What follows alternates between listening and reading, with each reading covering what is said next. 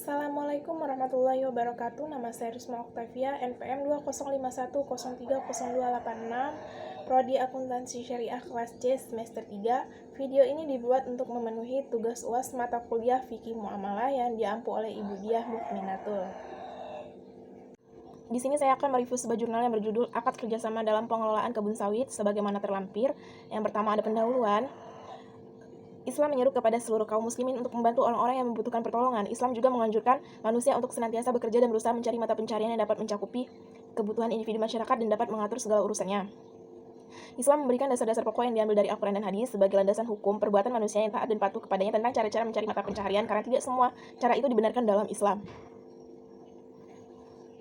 Pada hakikatnya semua manusia di muka bumi ini saling membutuhkan antara yang satu dengan yang lain dan tidak sanggup untuk berdiri sendiri dalam memenuhi segala kebutuhan hidup, materi maupun non-materi setiap harinya. Oleh karena itu, hukum Islam mengadakan aturan bagi keperluan itu untuk membatasi kegiatan, keinginan, hingga manusia memperoleh maksudnya tanpa memberikan mudarat kepada orang lain. Seiring berjalannya waktu, banyak ditemukannya manusia yang mengabaikan aturan-aturan Islam dalam menjalankan bisnisnya. Karena pada dasarnya manusia itu lemah secara fisik dan lemah dalam melawan hawa nafsunya. Dalam perekonomian terdapat suatu perikatan antara satu dengan yang lain, di mana dengan perikatan inilah menimbulkan suatu hubungan hukum antara mereka yang melakukan perikatan dalam perekonomian. Perikatan merupakan kesepakatan dalam suatu perjanjian antara dua pihak atau lebih untuk melakukan atau tidak melakukan perbuatan hukum tertentu. Ada yang timbul dari persetujuan seperti jual beli, sewa menyewa, persetujuan kerja, dan sebagainya. Akan tetapi ada pula yang timbul dari undang-undang, yaitu untuk mengganti kerugian karena perbuatan yang merugikan orang lain. Perjanjian merupakan di mana seseorang berjanji kepada orang lain atau dua orang saling berjanji untuk melaksanakan sesuatu hal, maka dari perjanjian itulah timbul suatu perikatan atau hubungan hukum antara kedua belah pihak yang membuat perjanjian. Pada penelitian berikut ini menggunakan metode penelitian lapangan. Penelitian ini dilakukan di Desa Pasir Utama, Kecamatan Rambah Hilir, Kabupaten Rokan Hulu. Penelitian ini mengenai akad kerjasama dalam pengelolaan kebun sawit di Desa Pasir Utama, Kecamatan Rambah Hilir, Kabupaten Rokan Hulu. Penelitian ini bersifat deskriptif analisis, yakni suatu penelitian yang melukiskan, memaparkan, menuliskan, melaporkan, menjelaskan, atau menggambarkan suatu keadaan, gejala, atau kelompok tertentu dengan proses penyederhanaan data penelitian yang amat besar. Jumlahnya menjadi informasi yang masih sederhana agar lebih mudah dipahami dengan apa adanya yang terjadi di lapangan. Sumber data penelitian dibagi menjadi dua bagian, yaitu sumber data primer, yaitu masyarakat, pemilik kebun sawit, dan pengelola yang melaksanakan akad kerjasama dalam pengelolaan kebun sawit di Desa Pasir Utama, Kecamatan Rambah Hilir, Kabupaten Rokan Hulu. Kemudian, yang kedua, sumber data sekunder berupa buku-buku, teknik pengumpulan data, yaitu observasi, wawancara, dan dokumentasi. Hasil dari penelitian.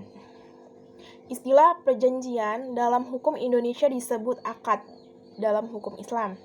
Akad berasal dari kata al-aqd yang berarti mengikat, menyambung, atau menghubungkan arab. Maksud dari mengikat di sini adalah mengumpulkan dua ujung tali dan mengikat salah satunya dengan yang lain sehingga bersambung, kemudian keduanya menjadi sebagai sepotong benda. Sebagai suatu istilah hukum Islam, ada beberapa definisi yang diberikan kepada akad atau perjanjian. Adapun pengertian akad yang dikemukakan oleh ulama fikih antara lain, akad adalah ikatan antara ijab dan kabul berdasarkan ketentuan syara yang berimplikasikan pada objeknya. Maksud dari pencantuman kata sesuai dengan kehendak atau ketentuan syara dalam definisi tersebut maksudnya ialah setiap perjanjian yang dilakukan oleh dua pihak atau lebih tidak dipandang sah jika tidak sejalan dengan kehendak atau ketentuan-ketentuan yang telah ditetapkan syar'i Allah dan Rasulullah. Akad adalah perikatan ijab dan kabul yang dibenarkan syara yang menetapkan keridhaan kedua belah pihak. Pencantuman kata yang menetapkan keridhaan kedua belah pihak dalam definisi tersebut bahwa dalam melakukan setiap perjanjian itu tidak boleh dengan unsur keterpaksaan, tetapi harus ridho antara kedua belah pihak tersebut. Ada beberapa syarat yang diperlukan agar suatu tuntutan ganti rugi perdata dapat diajukan berdasarkan ketentuan pasal 111 UU PM, yaitu pertama, adanya pelanggaran atas ketentuan UU PM atau peraturan pelaksanaannya, dan kedua, adanya kerugian yang timbul sebagai akibat dari pelanggaran ketentuan itu.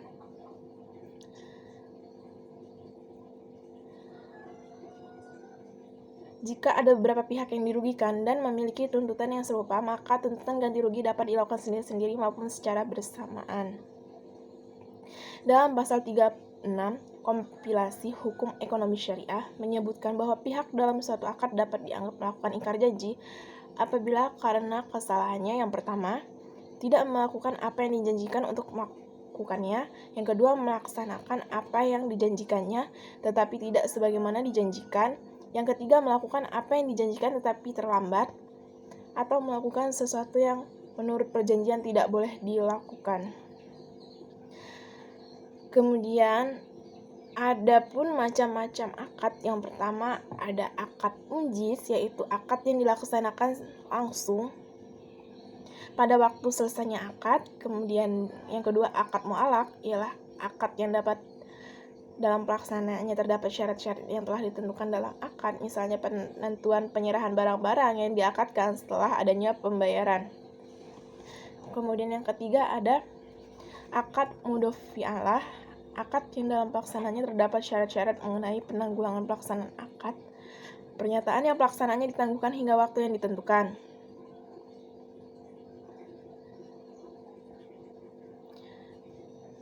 Kemudian dalam pasal 36 kompilasi tersebut adapun sanksi yang bagi pihak dalam akad yang melakukan ingkar janji diatur dalam pasal 38, yaitu yang pertama, membayar ganti rugi, pembatalan akad, peralihan resiko, denda, atau membayar biaya perkara.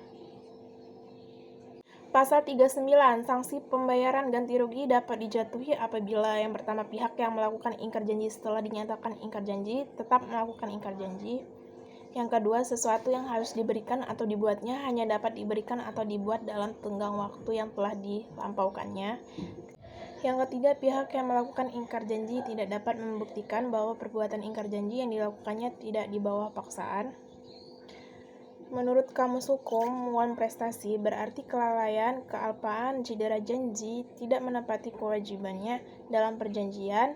Adapun yang dimaksud Wan Prestasi adalah suatu keadaan yang dikarenakan kelalaian atau kesalahannya, debitur tidak dapat memenuhi prestasi seperti yang telah ditentukan dalam perjanjian dan bukan dalam keadaan memaksa. Adapun kesimpulan dari penelitian berikut ini, yang pertama, akad kerjasama dalam pengelolaan kebun sawit di Desa Pasir Utama, Kecamatan Rambah Hilir, Kabupaten Rokan Hulu.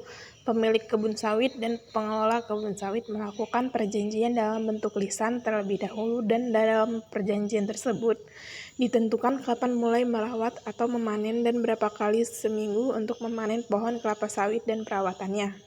Di awal telah disepakati perjanjian antara pemilik kebun sawit dengan pengelola kebun sawit dengan perjanjian-perjanjian yang mengikat antara pemilik kebun sawit dengan pengelola kebun sawit dengan perjanjian akad kerjasama dalam pengelolaan kebun sawit di Desa Pasir Utama, Kecamatan Rambah Hilir, Kabupaten Rokan Hulu. Belum sepenuhnya sesuai dengan kompilasi hukum ekonomi syariah karena adanya rukun ataupun ingkar janji yang dilakukan oleh salah satu pihak yang melakukan perjanjian tersebut. Dalam kompilasi hukum ekonomi syariah dijelaskan bahwa kesepakatan mengenai akad kerjasama dalam pengelolaan kebun sawit harus sesuai dengan perjanjian yang sudah disepakati di awal akad. Demikianlah review jurnal yang dapat saya sampaikan. Kurang lebihnya saya mohon maaf, dan kepada Allah saya mohon ampun. Saya akhiri, wabillahi taufiq wal hidayah. Wassalamualaikum warahmatullahi wabarakatuh.